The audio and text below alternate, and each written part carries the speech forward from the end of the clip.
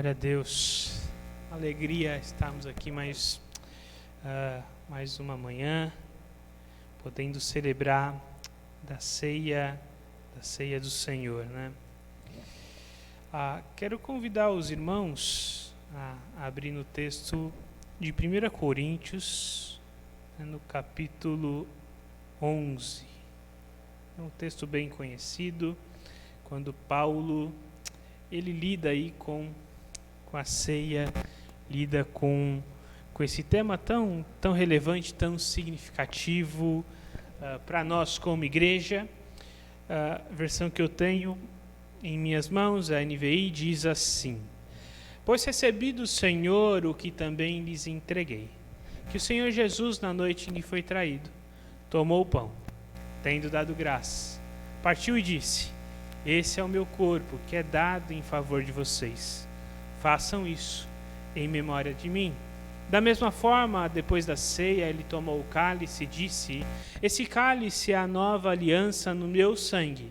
Façam isso sempre que beberem em memória de mim, porque sempre que comerem desse pão e beberem desse cálice, vocês anunciam a morte do Senhor até que ele venha.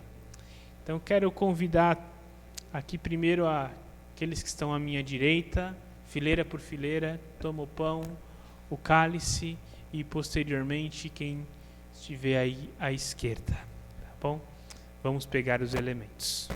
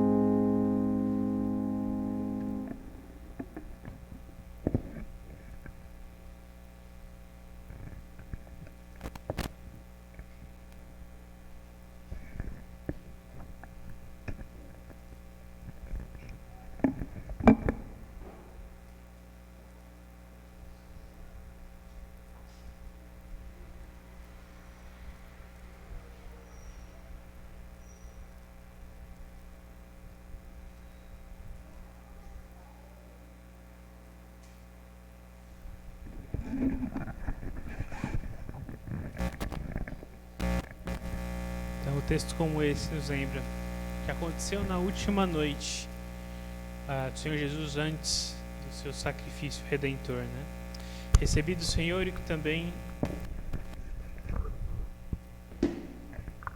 o que também lhes entreguei, que o Senhor Jesus, na noite que foi traído, tomou o pão, tendo dado graças, partiu e disse: Esse é o meu corpo que é dado em favor de vocês. Façam isso em memória de mim. Então vamos agradecer ao Senhor e em seguida tomar do pão. Senhor amado, Deus amado, Deus querido, queremos numa manhã como essa nos lembrar do sacrifício de Jesus Cristo, esse sacrifício redentor e substitutivo, em que Cristo, sendo Deus, se torna carne e assume o nosso lugar. Oramos em nome de Jesus. Amém. Em memória de Cristo, tomamos o pão.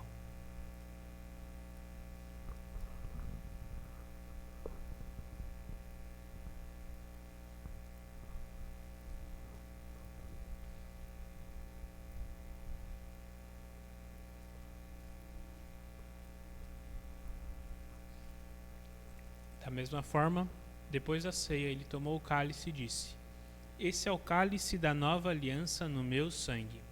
Façam isso sempre que beberem, em memória de mim. Vamos agradecer também pelo sacrifício de Cristo e o sangue selado.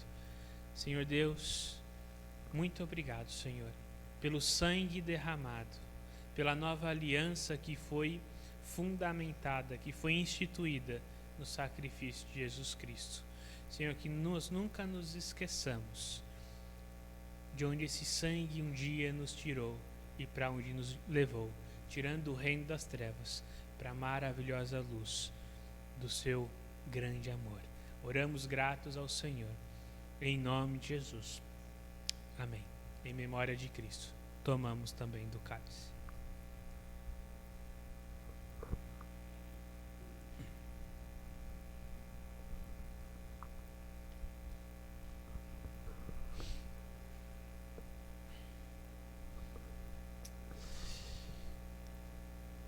Amém. Agora eu quero convidar aí as crianças, né? As crianças que tiverem aí, se colocar em pé junto com seus professores que vão estar com elas essa manhã, e vamos orar também pela vida das nossas crianças, né? Privilégio que temos, tanto pais como igreja, de participar do crescimento e do amadurecimento deles. Então vamos orar. Pai amado, Pai querido, muito obrigado, Senhor, por sua bondade, por sua graça, por sua misericórdia. Obrigado porque até aqui o Senhor tem nos sustentado. Queremos colocar nas tuas mãos, ó Deus, cada professor do Ministério Infantil, também as crianças que hoje estarão ali, ó Deus, clamando ao Senhor que o Senhor esteja com elas, dando sabedoria, dando graça também aos professores. Oramos em nome de Jesus. Amém. Deus abençoe, bom culto lá com as crianças também. Quero convidar você a abrir no texto de Mateus capítulo 26. Nós lemos parte desse texto na introdução desse culto com Silas, né? Esse texto que retrata a respeito da última ceia do Senhor. Mateus capítulo 26, a partir do verso 17, Mateus capítulo 26, a partir do verso 17, que diz assim: No primeiro dia da festa dos pães sem fermento, os discípulos dirigiram-se a Jesus e lhe perguntaram: Onde queres que preparemos a festa da Páscoa? Ele respondeu dizendo que entrassem na cidade e procurassem um certo homem e lhe dissessem: O mestre diz: O meu tempo está próximo. Vou celebrar a Páscoa com os meus discípulos em sua casa. Os discípulos fizeram como Jesus havia instruído e prepararam a Páscoa. Ao anoitecer, Jesus estava reclinado à mesa com os 12, e enquanto estavam comendo, ele disse: Digo-lhes que certamente um de vocês me trairá. Eles ficaram muito tristes e começaram a dizer-lhe um após outro: Com certeza não sou eu, Senhor. Afirmou Jesus: Aquele que comeu comigo do mesmo prato há de me trair. O Filho do Homem vai como está escrito a seu respeito, mas ai daquele que trai o Filho do Homem. Melhor lhe seria não haver nascido. Então Judas, que havia de traí-lo, disse: Com certeza não sou eu, mestre. Jesus afirmou: Sim, é você. Enquanto comiam, Jesus tomou o pão, deu graça, partiu e o deu aos seus discípulos, dizendo: Tomem e comam, isso é o meu corpo. Em seguida tomou o cálice, deu graças e ofereceu aos discípulos, dizendo: Bebam dele todos vocês. Isso é o meu sangue da aliança, que é derramado em favor de muitos para perdão de pecados. Eu lhes digo que de agora em diante não beberei desse fruto da videira, até aquele dia em que beberei o vinho novo com vocês no reino do meu Pai. Depois de terem cantado o hino, saíram para o Monte das Oliveiras. Um texto como esse, ele nos lembra a respeito da última ceia do Senhor. O Evangelho de Mateus, ele é escrito direcionado a crentes em Jesus Cristo, majoritariamente de origem judaica, provavelmente de fala grega, mas de tradição judaica. E ele é escrito com a intenção de mostrar que Jesus, de fato, é o Messias. Que eles não estavam traindo a sua nação, que eles não estavam traindo o judaísmo, mas que Jesus, ele é o Messias aguardado pelo povo de Israel. Ele era aquele de quem os profetas já afirmavam. Por isso que o evangelista, ele separa eventos específicos, ele seleciona eventos da vida e do ministério de Jesus com um propósito duplo de ensinar, é um propósito didático, e também apologético, de defender a fé, no sentido, olha, vocês judeus que se renderam a Jesus Cristo, vocês não estão traindo a sua nação, vocês não estão traindo a Yahvé, pelo contrário, Jesus, ele é o Messias aguardado, ele é aquele de quem os profetas falavam, ele é aquele de quem Ezequiel dizia quando falava a respeito de ressuscitar ossos secos. Ele é aquele em que Jeremias descreve com uma nova aliança. É ele. E separando aqui a última ceia, o último evento em que Jesus se reúne com os seus discípulos, ele evidencia mais uma vez que Jesus é o Messias aguardado. A Páscoa era uma celebração comum no judaísmo. É um pouquinho mais do que nós costumamos fazer na ceia, né? Era uma refeição em conjunto que era tomada, né? Era uma janta. Tanto que você olha um texto como esse, Jesus toma o cálice após a ceia. O jantar já tinha sido servido. E a Páscoa judaica, ela servia, ela tinha o papel de lembrar o povo quem os libertou do Egito. Então toda aquela ceia, toda a estrutura que ela tinha, ela servia com esse propósito de relembrar aos israelitas, aos judeus, que Deus, de uma forma poderosa, tirou eles da escravidão do Egito e os libertou, né? Lá com o evento dos primogênitos, onde morre o primogênito de cada família egípcia e das famílias dos judeus, com sangue no batente, eles sobrevivem, né? Então os judeus, eles celebravam a libertação na Páscoa, né? As ervas amargas lembravam o período de escravidão. As ervas doces lembravam a libertação. E o pão sem fermento lembrava o próprio processo de saída dos israelitas, em que não deu tempo de fermentar a massa, né? Então toda a estrutura da ceia, a alimentação com o cordeiro, o cordeiro pascal lembrava que o cordeiro sacrificado, que o sangue foi colocado na batente, substituía o filho mais velho que seria morto naquele evento. Então esse era o significado da Páscoa. Aqui Jesus, ele traz um novo significado. Ele traz um novo sentido para a Páscoa.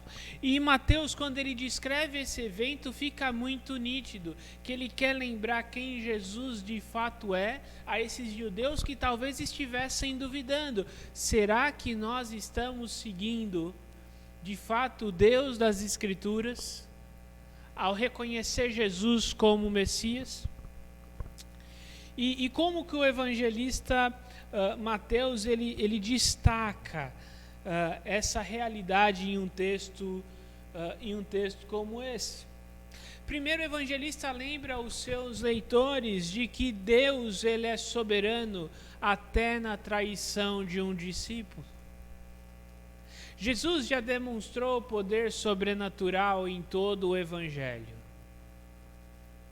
E havia aqui uma dúvida: será que o Messias, esperado por Deus, ele seria pego de surpresa e morreria na cruz? Essa dúvida serve tanto para judeus quanto para gregos, que viam na morte, não é, um fim. Há registros antigos de piadas em forma de pichação feita contra os cristãos já no primeiro século, em que há um ser, né, com os braços abertos na cruz e o rosto de um cavalo ou de um burro. Não faz sentido um Deus que morre, um Deus que aparentemente é fraco. E esse Deus, ele não faz sentido nem para o judaísmo, nem para os gregos e talvez para nenhuma cultura da história antiga. É por isso que Mateus, em um texto como esse, ele lembra que a traição, aqui no verso 21, né? Aqui eu abri aqui na aba. No verso 21 de Mateus, capítulo 26, ele disse: digo-lhes que certamente um de vocês me trairá.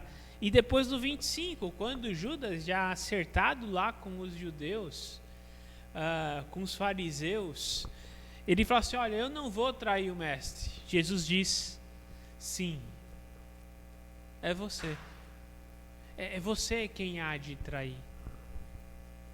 Jesus não foi pego de surpresa. Desde a escolha de Judas como um dos discípulos.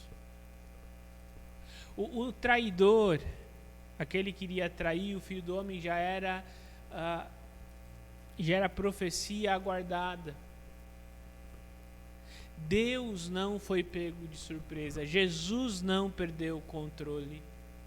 A morte, o sacrifício, não é uma casualidade.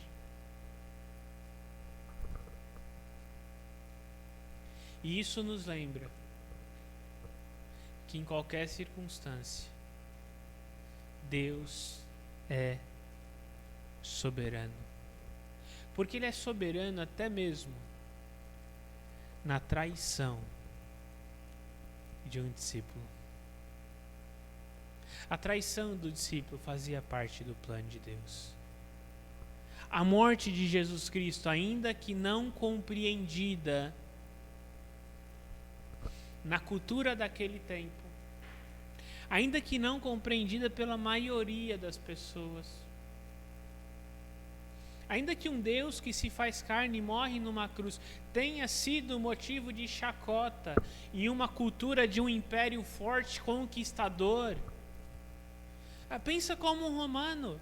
Um Deus vitorioso é um Deus como Zeus, que eles assumem dos gregos, que controla os raios, provoca incêndios e faz o que ele quer. Um Deus poderoso é alguém como Poseidon, que eles renomeiam por Netuno, e que controla os mares que ninguém pode controlar. E esse é um Deus que é poderoso. Agora, um Deus que se faz carne e morre em uma cruz, esse não pode ser um Deus tão poderoso. E o evangelista aponta no caminho contrário. A morte de Cristo na cruz não é uma manifestação de falta de poder. É justamente o contrário. É como cantamos há pouco. É o poder para salvar. Fazia parte do plano de Cristo. Fazia parte do plano de Deus. esse sacrifício. Eu gosto muito da história de José, né? José e seus irmãos. E para mim ilustra muito essa realidade. José é vendido como escravo, vai de mal a pior, recupera a dignidade, se torna o maior, além do faraó no Egito. Fora o faraó, ele era o maior. Salva a sua família. E quando ele conversa com seus irmãos que temiam retaliação após a morte do pai, ele diz: olha, vocês intentaram o mal contra mim. Algumas traduções dizem que mas Deus tornou em bem. Não sei se tornou seria a melhor tradução. Algumas traduções traduzem mas Deus intentou o bem. Ali o significado daquela palavra é melhor traduzida por intentou, porque vocês tiveram a intenção do mal, mas Deus nessa circunstância já tinha a intenção de realizar grandes coisas. Não quer dizer que Deus torna algo ruim bom, não. Já era parte do plano de Deus que esse algo ruim se tornasse algo bom lá na frente. É isso que acontece na morte de Jesus Cristo. Deus não perde o controle. É por isso que com alegria podemos celebrar uma manhã como essa, a morte e ressurreição de Jesus Cristo.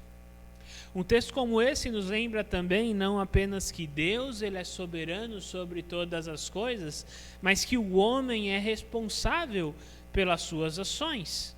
Ali no verso 25. Então Judas, que havia... não sou assim, é você. Agora eu acho que eu confundi. 24, desculpa. O filho do homem vai como está escrito a seu respeito. Mas ai daquele que trai o filho do homem. Melhor seria não haver nascido. Ainda que fizesse parte, ainda que tenha feito parte do plano de Deus, Judas, ele é responsável e ele vai assumir as consequências das suas ações. A soberania de Deus, em todo o processo, e mesmo em nossas vidas, em nossa história, não retira a responsabilidade que cada um de nós temos. Que cada um de nós temos. É claro que esse equilíbrio é um equilíbrio com certeza desafiador. Equilibrar aí a soberania de Deus e a responsabilidade humana. E não sei se sou eu que vou ter sucesso em trazer esse equilíbrio depois de 500 anos de debate aí na história da igreja. Mas ainda que Deus seja soberano, ainda que Deus controle todas as coisas, isso não tira a nossa responsabilidade de assumir, não é, as consequências das nossas ações e de pensarmos naquilo que de fato vamos fazer e realizar. Alguém iria traí-lo, isso fazia parte do plano de Deus, mas ai daquele que trai o Senhor. Então esse texto ele nos lembra, ele nos mostra esse equilíbrio tão tênue, tão difícil de lidarmos. E finalmente um texto como esse, ele nos lembra do sacrifício de Jesus Cristo. Verso 28. Isso é o meu sangue da aliança, que é derramado em favor de vocês. A favor de muitos, para perdão de pecados. E talvez esse é o grande ensino e a grande preocupação de Mateus em um texto como esse. Ele lembra que Deus é soberano e a morte de Jesus Cristo é parte do plano de Deus. Ele lembra que ainda que Deus seja soberano, aquele pelo qual as ações vão acontecer, ele é responsável, ele vai sofrer as consequências, mas ele lembra também que o fator principal, a preocupação principal da obra de Cristo, soberana, plena e completa, é a sua morte. Quando a ceia nos lembra em que esse pão representa o corpo de Cristo, ela nos lembra que esse sacrifício, ele é substitutivo.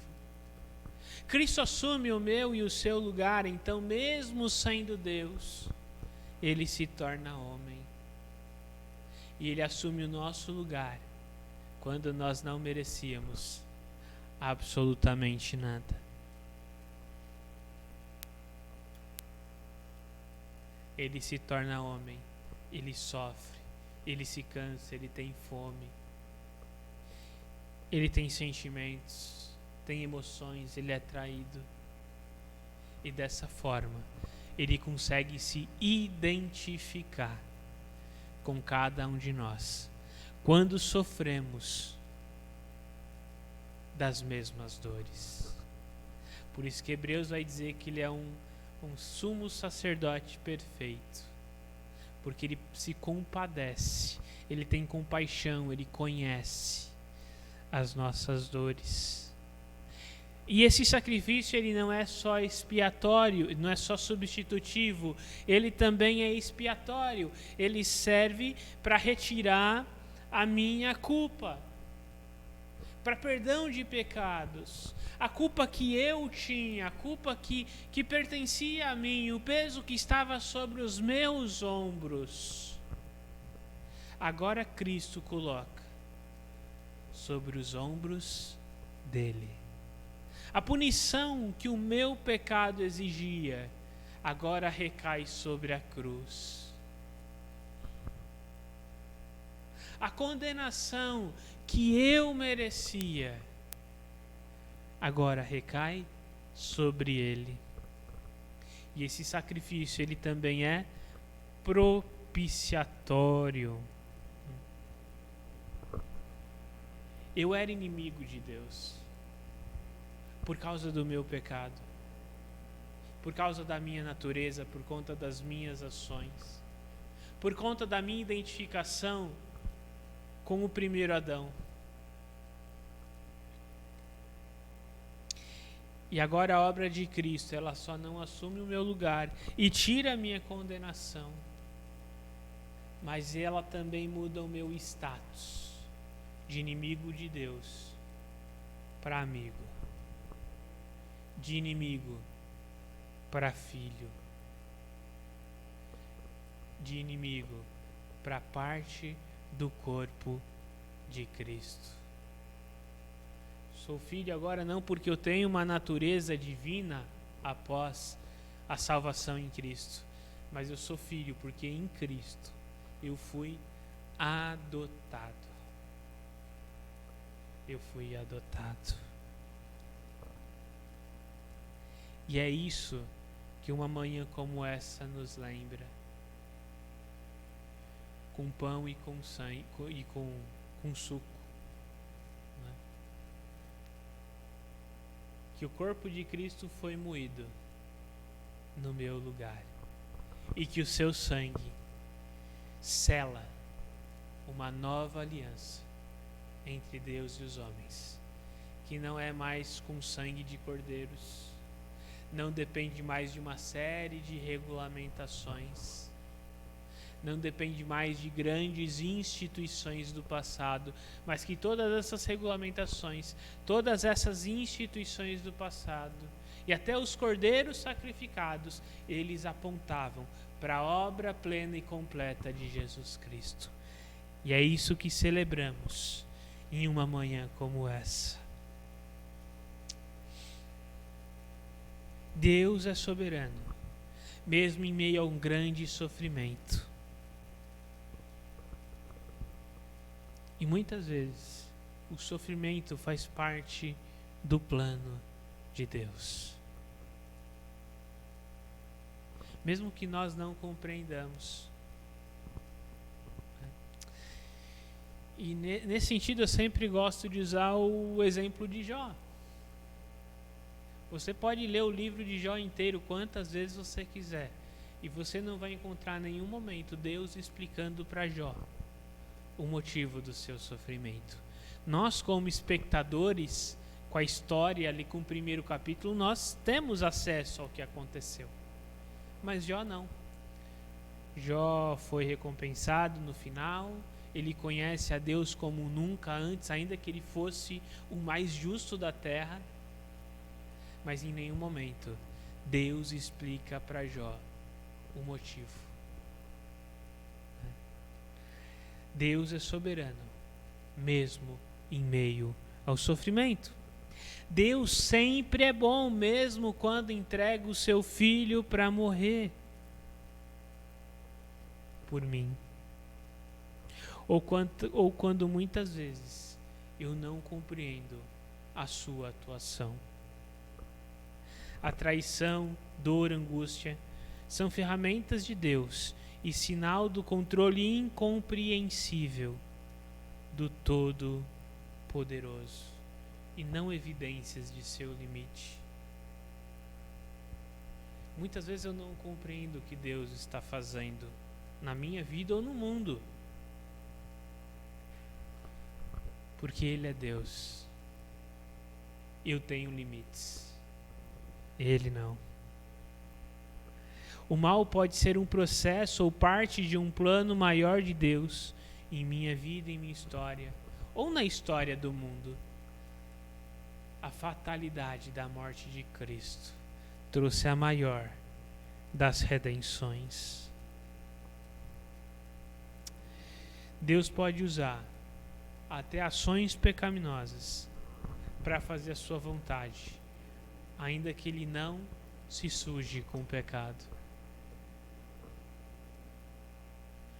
Quando alguém peca contra mim, pode ser Deus trabalhando na minha vida e no meu caráter. Quando alguém me persegue ou te persegue de forma pecaminosa, na família, no trabalho, qualquer outro ambiente, Deus usa isso muitas vezes para moldar o nosso coração, para trabalhar no nosso caráter. O fato de Deus usar o pecado não contamina a sua santidade e nem tira a responsabilidade ou as consequências da ação humana. Todas as minhas ações, elas têm consequências e eu devo me responsabilizar por essas ações. Eu não devo justificar as minhas más ações em um Deus que controla todas as coisas. Eu sou responsável pela forma como eu ajo. Nessa nova aliança, por meio de Cristo, o próprio Deus, na pessoa do Filho, toma o meu lugar, retira a minha culpa e me torna amigo de Deus. Essa grandeza do Evangelho que muitas vezes não entendemos. Jesus Cristo é Deus e Ele se torna homem, habita em nosso meio e traz perdão de pecados, nos torna amigos de Deus e faz novo um relacionamento que havia sido quebrado. E é por isso que Jesus é o único caminho pelo qual eu posso ser salvo da minha condenação eterna. Afinal, Ele é o único que poderia substituir, porque Ele se tornou carne, e pagar o preço, porque Ele é Deus. Nenhum outro poderia fazer o que Cristo Jesus fez. O soberano Deus homem assume o meu lugar e me justifica e me torna justo, me declara justo, numa linguagem mais paulina, né? A culpa que pertencia a mim cai sobre os seus ombros. Isso só é possível porque Ele se torna carne e o seu sangue sela uma nova aliança. Não existe outro meio, não existe outro caminho. Não existe outro caminho. Que algumas coisas para nós pensarmos. Em quais áreas eu preciso confiar mais na soberania de Deus? Eu me lembro que uma frase de um dos meus professores no seminário, que ele dizia o seguinte: soberania de Deus é uma das doutrinas mais fáceis de ensinar e mais difíceis de viver. Se a gente transformar aqui numa sala de aula, vamos ensinar sobre a soberania de Deus nas Escrituras, simples. Provavelmente, se você abrir a Bíblia aleatoriamente, a chance de você encontrar um texto sobre a soberania de Deus, tanto no Antigo quanto no Novo Testamento, a chance é alta. São muitos textos. Mas como é difícil lembrarmos da soberania de Deus quando somos machucados, quando somos feridos, quando somos traídos, quando temos um problema na família, na igreja, no trabalho, quando passamos por uma dificuldade financeira. Como é difícil. Soberania de Deus é muito fácil ensinar. Agora, quais áreas da minha vida eu preciso aprender a viver a soberania de Deus? De que modo eu e você podemos nos responsabilizar por nossas ações e mudá-las? Será que eu tenho me apoiado à soberania de Deus ou a qualquer outra coisa? Mas foi os meus pais. Eu sou assim porque você não conheceu o meu pai. Você não conheceu a minha mãe. Você não sabe onde eu cresci. Você não sabe pelo que eu passei. É verdade. E nós não controlamos o passado. Agora, eu posso controlar o futuro. O que eu vou fazer daqui para frente? Como eu vou agir? Como eu vou viver? E de que forma eu preciso, quem sabe, me responsabilizar mais pelos meus erros? Olha, eu falhei e eu preciso mudar. E não me apoiar, olha, a culpa é da igreja que eu estava antes, a culpa é da família que eu cresci, a culpa é sempre do outro. Não. Eu sou responsável pelo bem que eu causo e também pelo mal que eu causo.